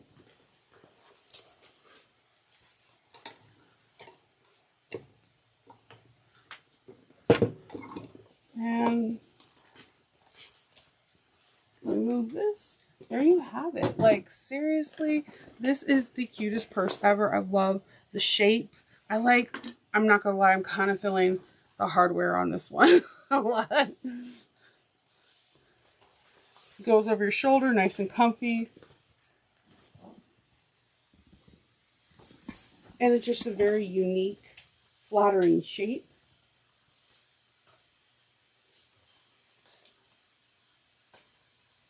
And hopefully you guys can see it all.